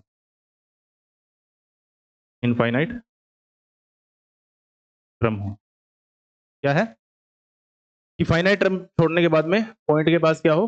सीक्वेंस के फाइनाइट इनफाइनाइट टर्म हो। यानी कहने का मतलब है कि अभी आप थोड़ी देर पहले कह रहे हैं बाहर देख ही नहीं रहे थे, बाहर अनंत रह रहे हैं, बाहर फाइनाइट रह रहे हैं, डजंट मैटर। लिमिट पॉइंट और लिमिट पॉइंट का अगला केस लिमिट है कि आप थोड़ी देर पहले लिमिट पॉइंट देख रहे थे, तो लिमिट पॉइंट में इस साइड में भी इनफाइनाइट बच रहे थे, इस साइड में भी इनफाइनाइट बच रहे थे, हमें कोई दिक्कत नहीं थी सर, वो लिमिट पॉइंट हो जाएगा। लिमिट में क्या है कि बाहर क्या है कि फाइनाइट पद बचने चाहिए, बाहर फाइनाइट पद बचने चाहिए। आप कह दो कि देखो जैसे ये पॉइंट है आपका, लिमिट तभी कहलाएगा जब इसके पास इनफाइनाइट टर्म है। और आप बाहर देख लो, कहीं आप बाहर ये कह रहे हो कि यार इसके पास तो बाहर तो इनफाइनाइट टर्म फिर बच रही है, नहीं, इनफाइनाइट टर्म होना नहीं चाहिए आपके पास, बाहर फाइनाइट होने चाहिए और अंदर इनफाइनाइट टर्म होना चाहिए। तो इस डेफिनेशन को कैसे लिखोगे आप? सीमा की डेफिनेशन कैसे लिखोगे? तो सीमा की डेफिनेशन के लिए सिंपल सा काम है, सीमा बिंदु और सीमा की डेफिनेशन, ये देखो पेज नंबर 7 पे आपको नीचे नीचे दे रखी है।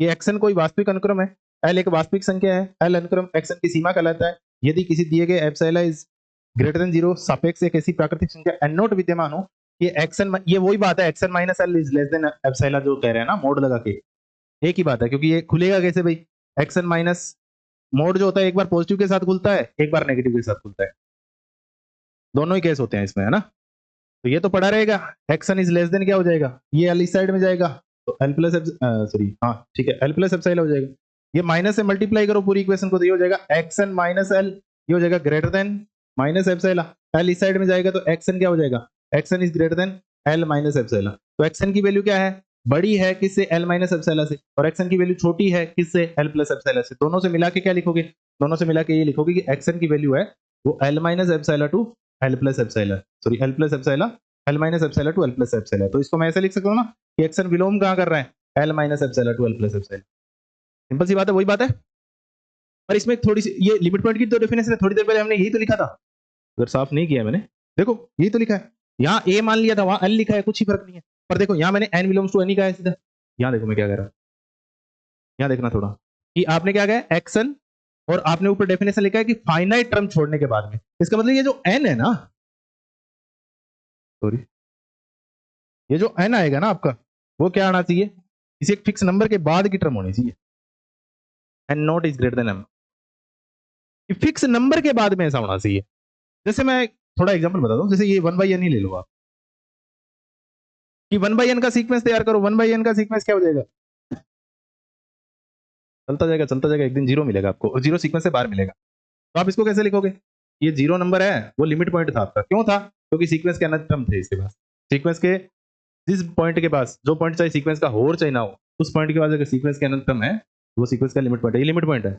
अब देखो यहाँ आपके पास क्या है, 1, 1/2, 1/3, 1/4, तो क्या ये लिमिट है क्या, तो मैंने कहा सीक्वेंस के फाइनाइट टर्म बाहर रहनी चाहिए, तो ये सीक्वेंस के फाइनाइट टर्म, भैया आप कितना कहोगे कि इसके पास क्या है, यहाँ कौन सा नंबर है, जैसे मैं कहूँ कि 1/100 है, तो ये गिन सकते हो ना आप 100वीं टर्म है। आप यहाँ 1 लाख कर दोगे तो आप कहोगे ये 1000वीं टर्म है, यहाँ आप 10,000वीं टर्म है, 1 लाखवीं टर्म है, जितनी भी टर्म है वो एक पॉइंट के बाद है। तो इसका मतलब फाइनाइट टर्म तो बाहर है और इनफाइनाइट टर्म उस नेबरहुड के पास, उस जीरो के पास है, then we can say that ये आपका लिमिट हो जाएगा। सिंपल सी डेफिनेशन है, लिमिट की डेफिनेशन लिखना। इस बात को यूं भी लिख सकते हैं कि limit n tends to infinity x n is equal to L, यहाँ एल आपकी लिमिट को डिफाइन कर रहा है, इसलिए यहाँ ए की जगह एल लिखा है इसने और कुछ नहीं। तो पेज नंबर 7 पे एक उसमें एक ये बोल्जानो वाइसलेस थ्योरम है, तो इंपॉर्टेंट है, तो स्टेटमेंट देखो, बोल्जानो, इसमें अब तक कोई क्वेश्चन आया नहीं है, अब तक ये डेफिनेशन ही क्वेश्चन पूछेगा आपसे, थोड़ा देख लेना यार इन पे। बोल्जानो आपकी बुक में पेज नंबर 7 पे है भाई, बोल्जानो वाइसलेस। देखो बोल्जानो वाइसलेस थ्योरम है ना, उसका एक शॉर्ट बनाना आप, ये क्या कह रहा है, परिमित,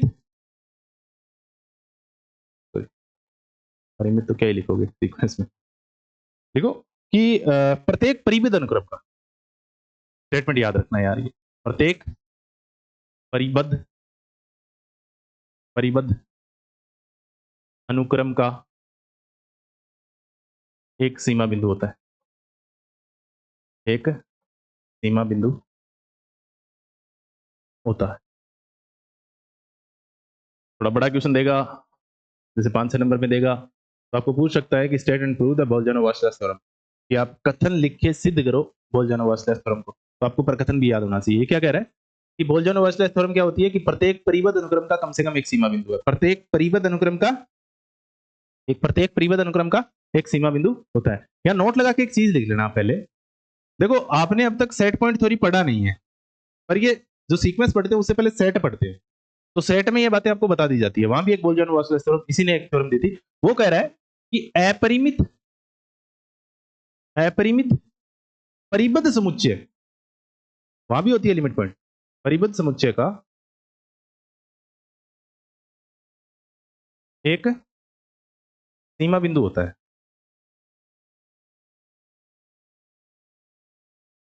अब देखो इसने क्या कहा है, यहां तो इसने सीधा लिखा है कि परिबद्ध अनुक्रम का सीमा बिंदु होता है, प्रत्येक परिबद्ध अनुक्रम में तो ये होता है कि परिबद्ध होना चाहिए, बाउंडेड, बाउंडेड आपको पता ही है बाउंडेड कैसे होता है, कि फाइनाइट वैल्यू मिल जाए आपको, एक रियल वैल्यू मिल जाए, देखो साहब इससे सीक्वेंस की छोटी नहीं हो सकती वैल्यू और इससे बड़ी नहीं हो सकती, then we can say that this sequence is the bounded sequence. तो उसी प्रकार से परिबद्ध अनुक्रम का अगर आपको पता चल गया कि ये सीक्वेंस बाउंडेड है, ये सीक्वेंस पक्का परिबद्ध है, तो आप बगैर देखे, अगर आपको नहीं मिल रहा है तो आप निकालने की कोशिश करो, उसमें एक सीमा बिंदु एक तो पक्का होगा, एक से ज्यादा भी हो सकता है, कम से कम एक तो होगा, अनुक्रम का एक सीमा बिंदु होता है। कम से कम अनुक्रम का कम से कम एक सीमा बिंदु होता है, एक सीमा बिंदु पक्का होता है। इस बात को प्रूफ करवाएगा ये आपसे। और ये आप नोट में, जहां आप नोट्स बना रहे हो वहां लिख लो कि अपरिमित परिबद्ध समुच्चय का कम से कम एक सीमा बिंदु होता है। अपरिमित परिबद्ध समुच्चय का, यहां मैंने समुच्चय लिखा है, यहां मैंने अनुक्रम लिखा है, यहां मैंने परिबद्ध लिखा है, यहां भी मैंने परिबद्ध लिखा है, यहां मैंने अपरिमित लिखा है, यहां मैंने अपरिमित नहीं लिखा है। यानी समुच्चय में भी सेम है, पर समुच्चय में समुच्चय दो प्रकार के होते हैं। समुच्चय फाइनाइट भी हो सकता है, समुच्चय इनफाइनाइट भी हो सकता है। जिसमें number of element are infinite है वो अपरिमित है, और जिसमें number of element are finite है वो परिमित है।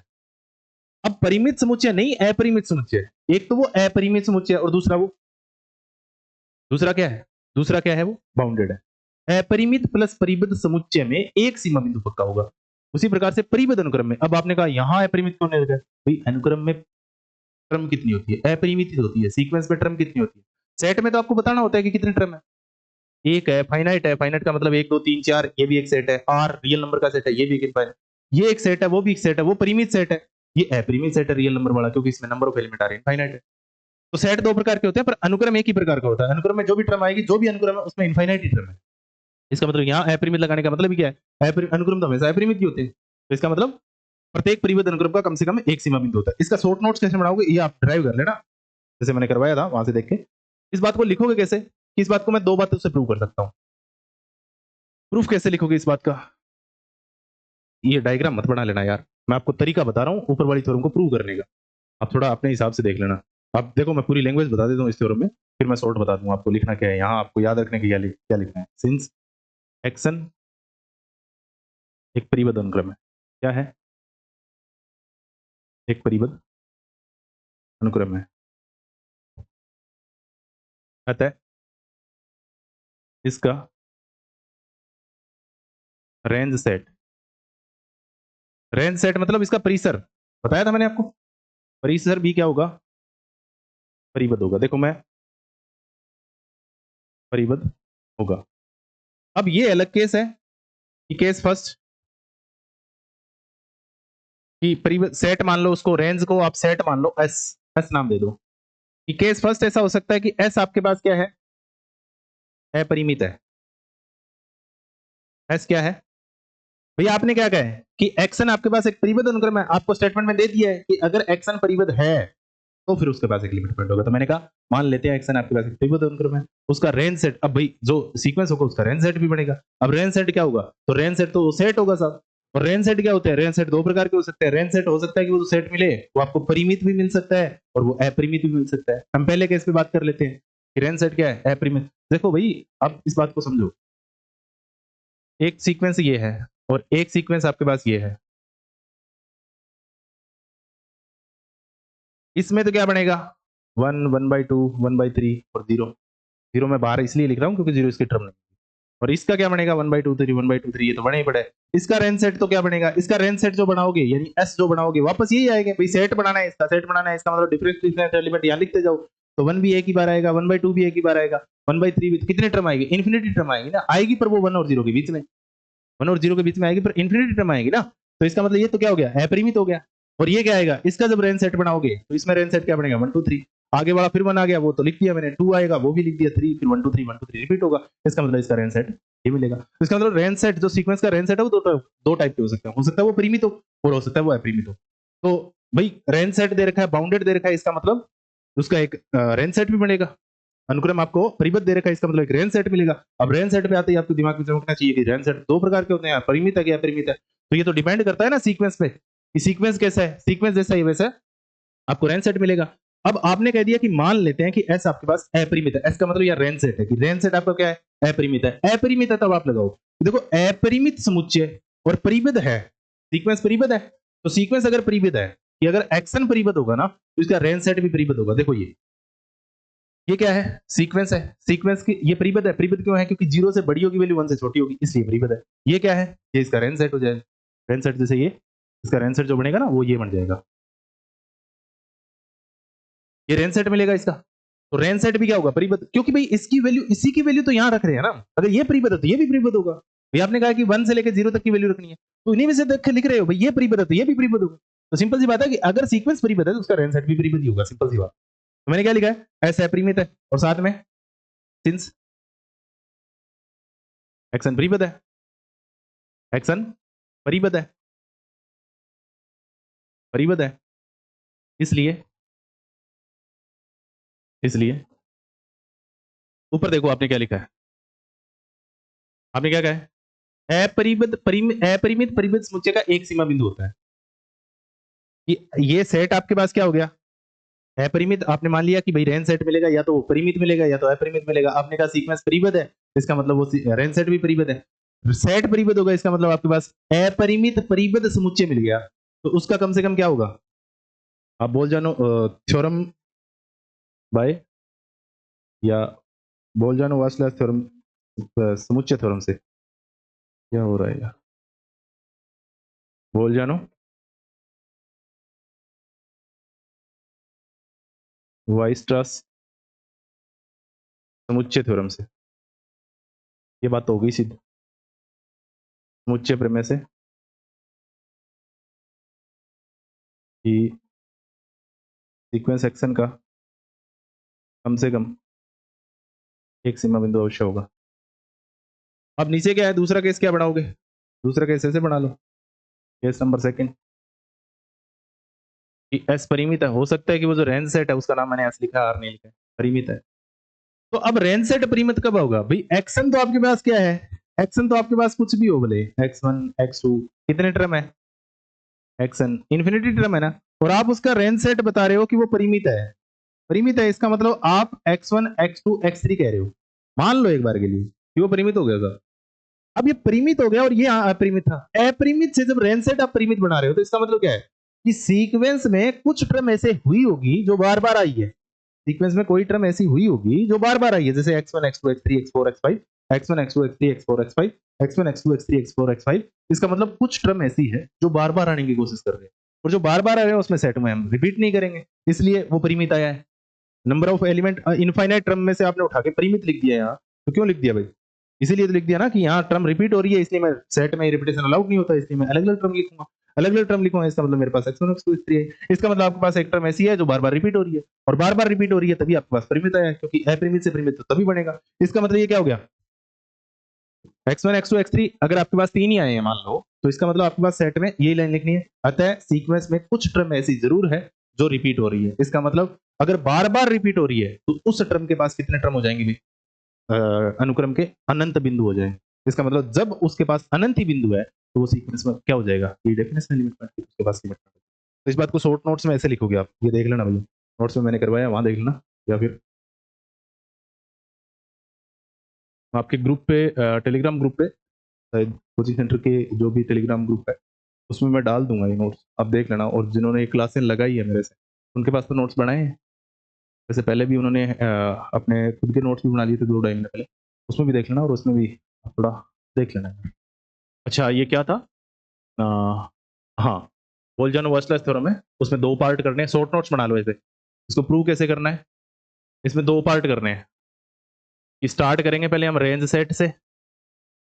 अब रेंज सेट जो है वो परिमित भी हो सकता है, केस नंबर फर्स्ट में क्या करेंगे, परिमित हो सकता है, केस नंबर सेकंड में क्या करेंगे, अपरिमित हो सकता है।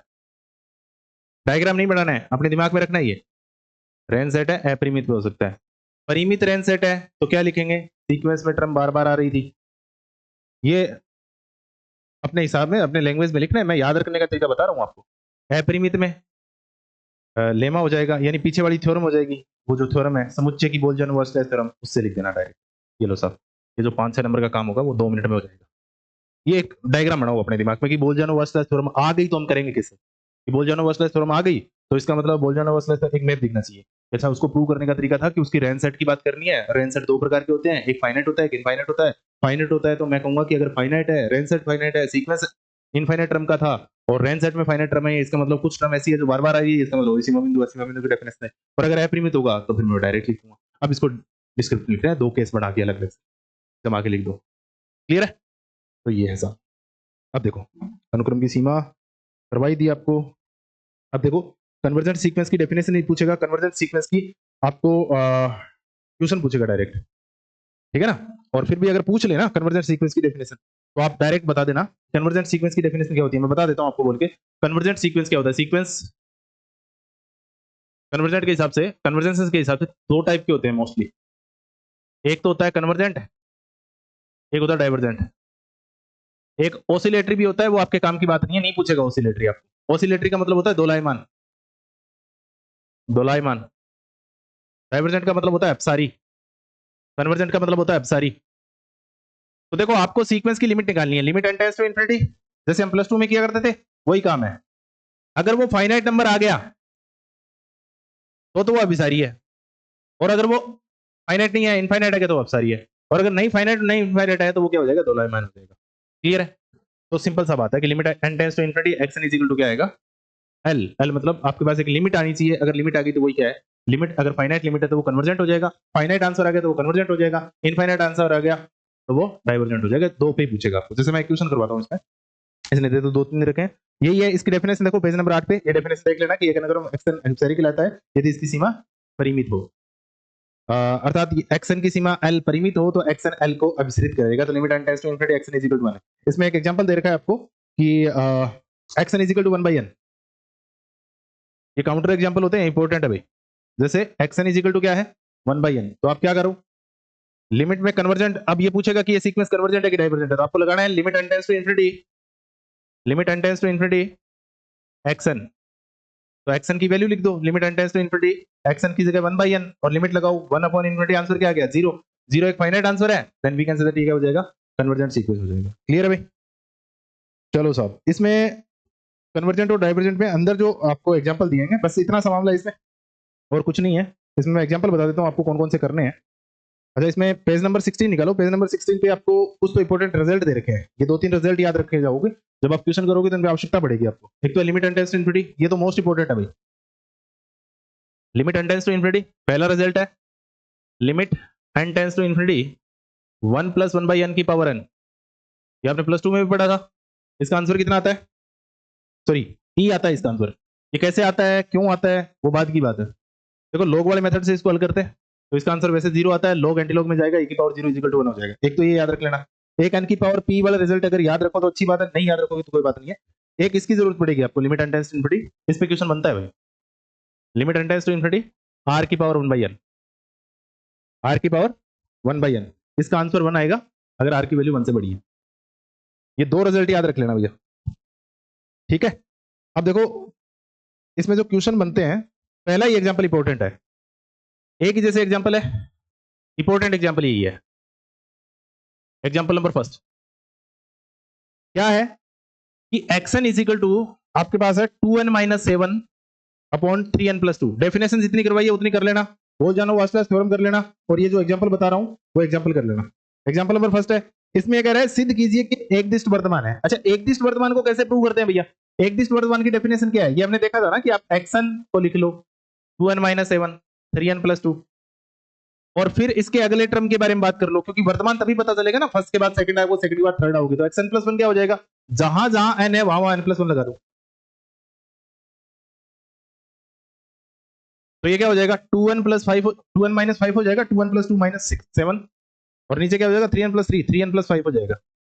तो मैंने क्या कहा था, आपको कुछ नहीं करना है, xn + 1 माइनस xn का आंसर देखना है। xn + 1 का मान लिख दो, 2n - 5 अपॉन 3n + 5, और माइनस एक्शन क्या है, एक्शन जो आपको वैल्यू दे रखेगा 2n - 7 अपॉन 3n + 2। अब इसको सोल्व कर लो आप एलसीएम लेके, और इसका जो भी आंसर आए, अगर ये पॉजिटिव आ गया यानी ग्रेटर देन इक्वल टू 0 आ गया तो ये वर्तमान हो जाएगा, ये जो सीक्वेंस दे रखा है। और अगर ये लेस देन इक्वल टू आ गया यानी नेगेटिव आ जाएगा तो ये वर्तमान। कहने का मतलब ये टर्म है वो इस टर्म से, भाई बाद वाली टर्म है वो पीछे वाली टर्म से बड़ी है, तभी तो पॉजिटिव आएगा, क्योंकि नेगेटिव वेट है। इसका मतलब अगर ये पॉजिटिव आएगा तो धीरे धीरे जैसे सीक्वेंस की टर्म बढ़ रही है वैसे वैसे आपका मान भी बढ़ रहा है, then we can say that ये इंक्रीजिंग है। इसका आंसर देखना, इसको जब सोल्व करोगे तो आपके पास 25/3n + 5, इसका जो आंसर आएगा वो आएगा 25/3n + 5 और इंटू 3n + 2। अब ये पॉजिटिव है मामला, ऊपर वाला पॉजिटिव है, नीचे n है, n नेचुरल नंबर होता है वो भी पॉजिटिव है, ये इससे मल्टीप्लाई करेगा 5 ऐड होगा, फिर उसमें